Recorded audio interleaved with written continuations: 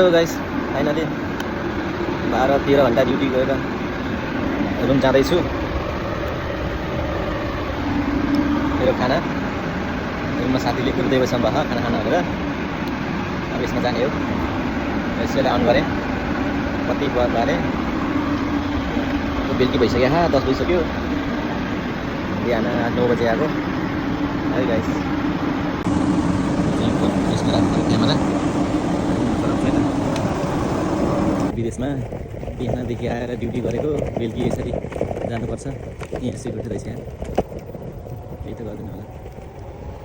अब हेलमेट पनि लगाउनु पर्ने। अब हेलमेट लगाएको छैन, कहिलेकाहीँ त कराउँछ उनीहरूको मुड खराब भएको बेलामा, तर त केही पनि भन्दैन।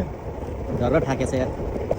बिहानैबाट ड्युटी आएदेखि एकछिन रेस्ट पाउँदैन। काम गरे गर्नुपर्छ। खाना खाँदै होटेल लाइनमा यस्तै हो। खाना खाने पनि अब मजाले बसेर कहाँ खान पाइन्छ र?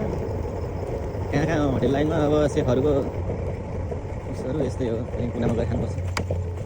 फाइनली हाम्रो गेट खोल्दैन बिस्तारै। पहिलाको जमानामा भन्थ्यो साउदीमा आँखामा हेर्न नि हुन्न अरे भन्थ्यो। आजभोलि चाहिँ त्यस्तो छैन र, तर डर चाहिँ लाग्छ है। साउदीमा केटीहरूलाई बोलाउने हेर्ने डर चाहिँ लाग्छ। त्यही भएर बोलाउँदैन। अब काम पर्दाखेरि हाइलो त भइहाल्छ, नत्र त बोलाउँदैन। त्यही पनि अब काम पर्दा।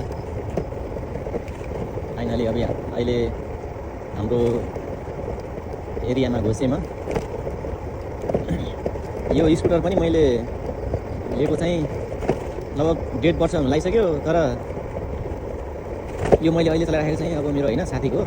साथी चाहिँ घर जाँदा छुट्टीमा घर जानु भयो, त्यही भएर मैले चलाएको। तर मेरो चाहिँ रुममै छ। खराब भयो। ब्याट्री प्रब्लम जस्तो लाग्छ मलाई। ब्याट्री फेर्नु के भनेको अब यहीँ कति बस्ने, जाने बस्ने ठेगानै छैन के फेरि त। एउटा गेट बन्द छ, यहीँ आउनुपर्छ फेरि। यस्तो गरेर ब्याट्री ठाउँमा गेट छ, बन्द छ। त्यहाँ बन्द नभयो भने त्यहीँबाट यसरी जानु हुन्थ्यो नि। त्यहीँ पुग्नुपर्छ, यत्रो घुमेर त्यहीँ पुग्नुपर्छ। यहीँबाट अगाडिबाट बनाएको, यहीँ आउनुपर्छ। यत्रो घुमेर। यो चाहिँ ठुलो क्रिकेट ग्राउन्ड हो। अब केजिएफ आयो। हामीले यो ठुल्ठुलो बिल्डिङलाई केजिएफ भन्छ। यहाँ चाहिँ कामदारहरू बस्ने हो। आइपुग्यो फाइनली। यता पनि अब उचालेर चढाउनुपर्छ। साइकलहरूलाई गाह्रो छ। त्यो निलोवाला छैन हाम्रो, यो चाहिँ हाम्रो एक स्टिक ठुलो छ। यो चाहिँ मेरो साइकल हो, यहीँ बसिरहेको।